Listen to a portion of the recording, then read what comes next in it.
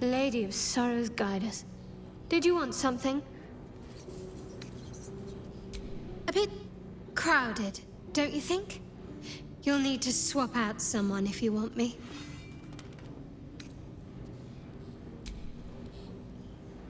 Lead the way, then.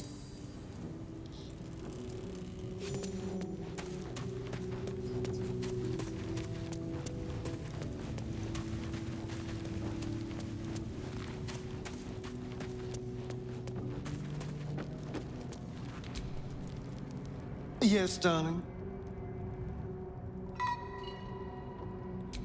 I was so hoping you'd say that. Until later, then. I would, but you have so many friends already.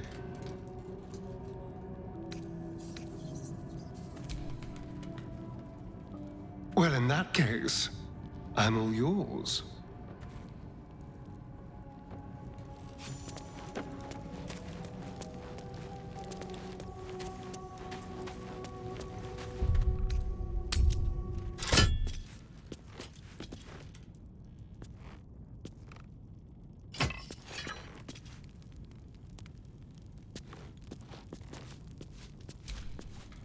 My condition likes being ignored as little as I do. I must consume another artifact. And soon.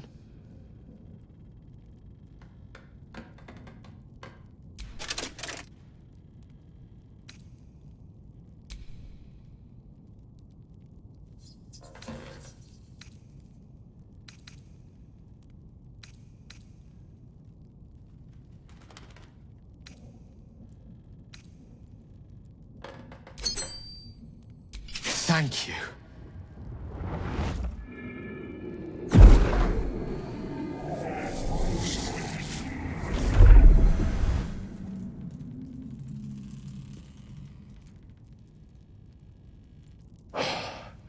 Good gods. It hardly has any effect. Oh, Mistra, have mercy on us all. Listen, I need to speak to you, to all of you. It would be unconscionable of me to remain silent.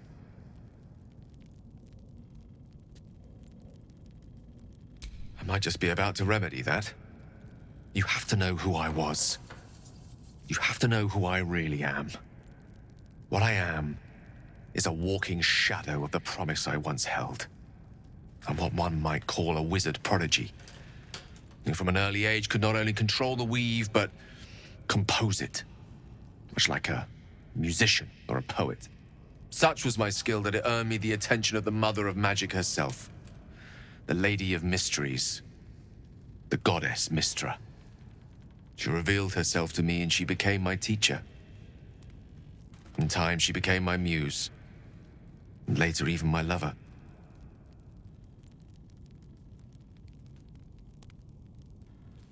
Oh, yes.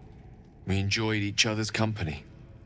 Body, mind, and soul. But even so, I desired more. You see, no matter how powerful a wizard we mortals can become, we never scratch more than the surface of the weave. Mistra keeps us in check.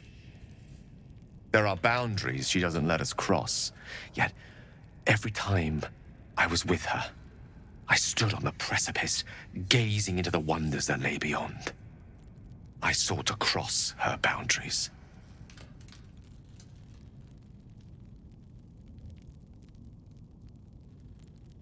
I tried to convince her. I pouted. I pleaded. Swore my ambition was only to serve her better. But she only smiled and told me to be contented. But inconceivable as it seems to me now, I shared a bed with a goddess, and yet I wasn't satisfied. So I sought to prove myself worthy to her instead. We come now to the crux of my folly. Shall I share the story behind it, or would you rather head straight to its sordid finale?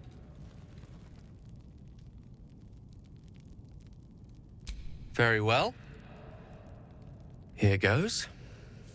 Once upon a very long time ago, a mighty lord lived in a tower.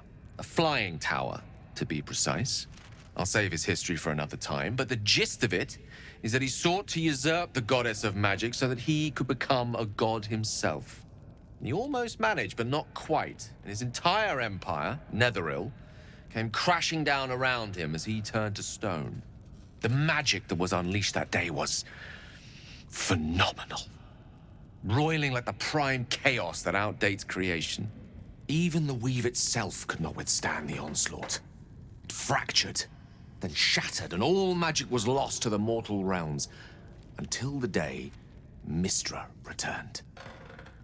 She restored the weave, reuniting all its scattered shards. Or so I thought. Until, in the course of my studies, I learned of a book. A Netherese tome in which a piece of the fractured weave had been sealed beyond her reach. What if, I thought, what if, after all this time, I could return this lost part of herself to the goddess?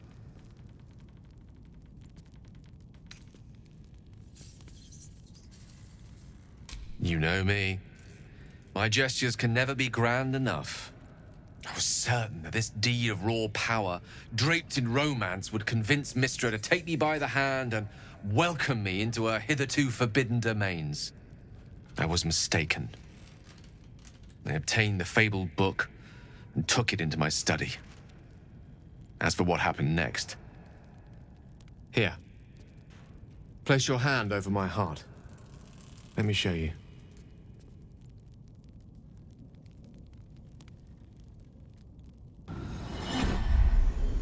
You feel the tadpole quiver as you realize Gale is letting you in, into the dark. You see through Gale's eyes, staring down the corridors of a dread memory. A book bound and suddenly opened. Inside there are no pages, only a swirling mass of blackest weave that pounces. Its teeth, its claws, it's unstoppable as it digs through and becomes part of you. Oh, gods, is it ever hungry? What is it? What do you see?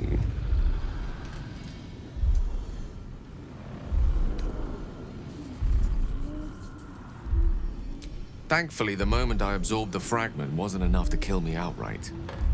It was only the beginning.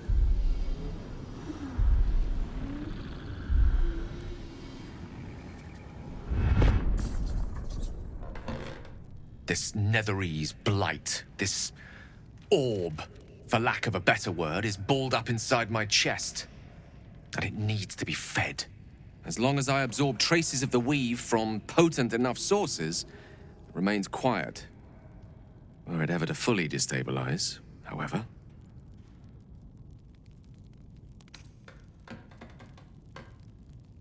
Rather worse, actually. I will erupt. I don't know the exact magnitude of the eruption, but given my studies of Netherese magic, I'd say even a fragment as small as the one I carry, it'd level a city the size of Waterdeep.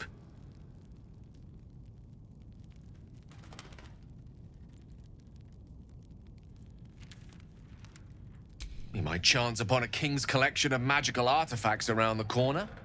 We might cross paths with a miracle round the bend. Then again, we might not. All of this. It must feel like a betrayal. Say the word, and we'll part ways.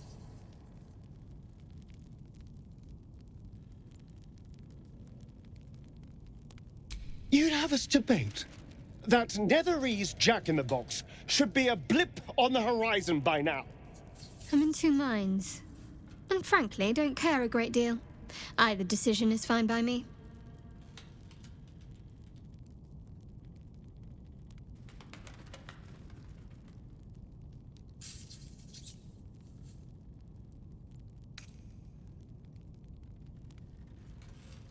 I would consume some midnight tears and venture as deep into the Underdark as I possibly could. Till they cloud my eyes forever. With a bit of luck, I'd manage to make it to a mind flare colony so that when the orb erupts, one loud, last song of vengeance would reverberate through the dark. Wouldn't be a heroic end, but coarsely poetic enough in its justice.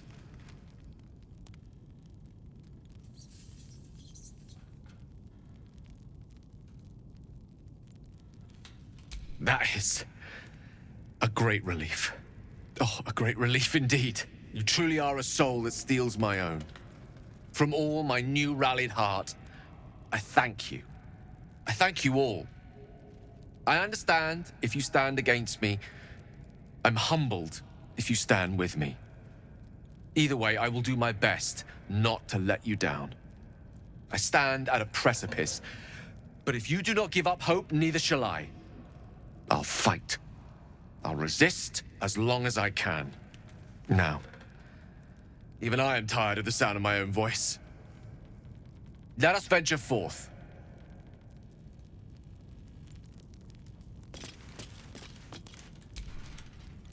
To think, Gale's had this devastating all within himself the entire time, and only just mentioned it. Who'd keep a secret like that from his friends? You can't trust anyone these days.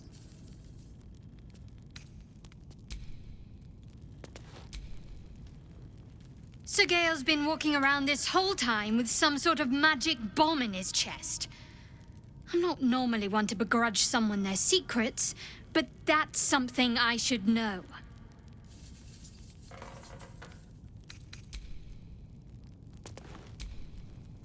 Always a delight to speak with you. What can I do?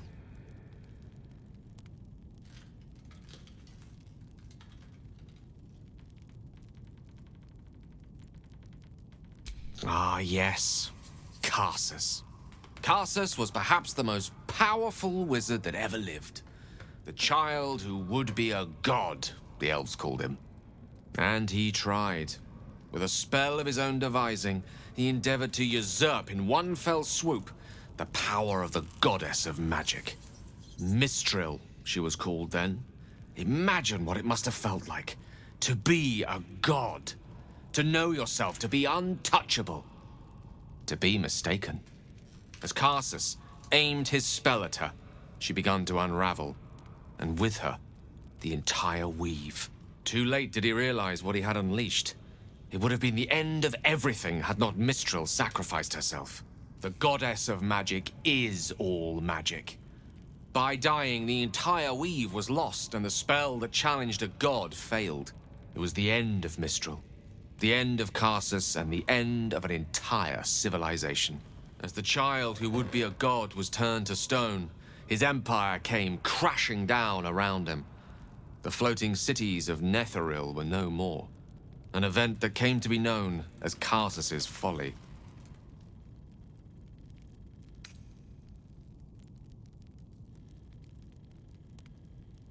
Loving them has its side effects as well. Now, so many centuries later, I try to follow in the footsteps of Karsus. Not to destroy Mystra, but to prove my love for her. I tried to control only a fraction of the magic that was unleashed that fateful day. I merely sought to return one tiny diamond to an imperfect crown. Gale's folly, one might call it. History, repetition. It's the way things go.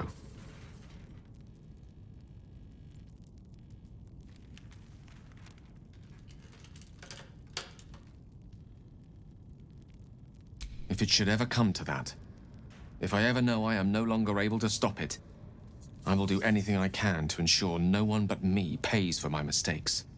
I will find the remotest place on the surface of Faerun, or perhaps far below in the depths of the Underdark. I will await that death, alone. I promise I will not betray your trust. You kept me by your side despite the menace that I am. If worst comes to worst, I will be long gone before the curtain falls.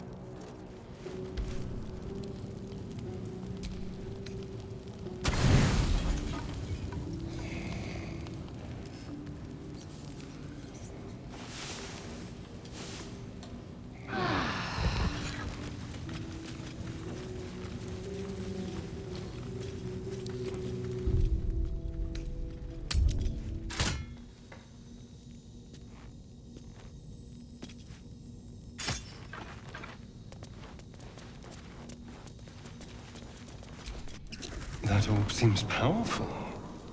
What can it do once it's extracted? Nothing good can come of it unless it is contained. Why? It might be useful. Who knows?